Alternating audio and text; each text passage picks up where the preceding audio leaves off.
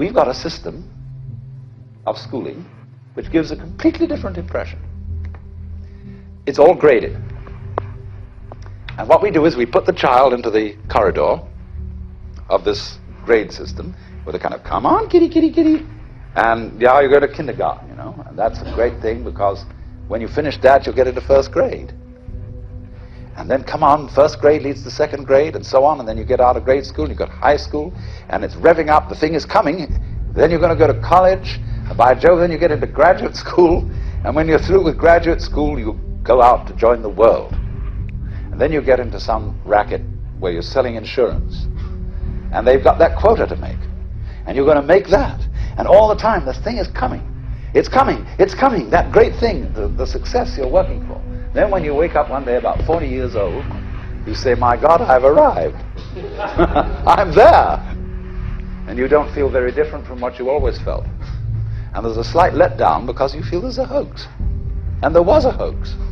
A dreadful hoax. They made you miss everything by expectation. Look at the people who live to retire and put those savings away.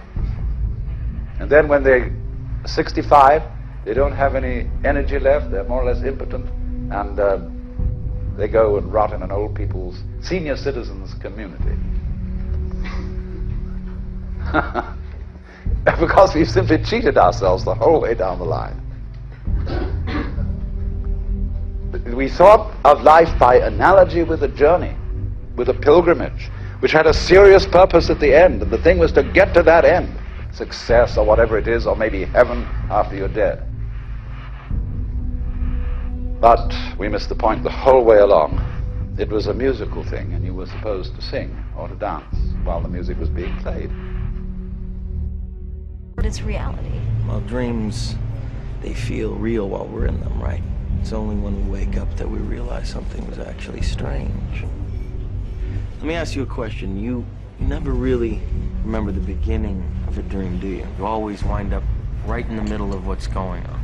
I guess, yeah. So how did we end up here?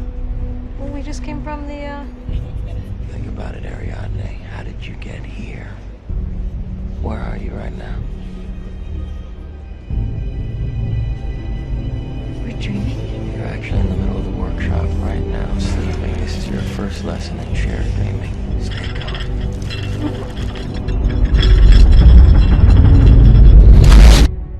Then we start to see reality in a different way. This is a wonderful quote. You were born an original, don't die a copy. So many people do that. They go through their lives thinking the norm in society is the only possible perception of reality. And because the majority appear to believe it, therefore by definition it must be true. Truth does not change because it is or is not believed by the majority of the people.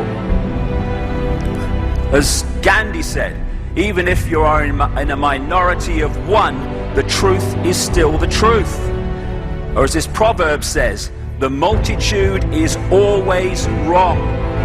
And invariably, when you look through what we call history, it turns out that way.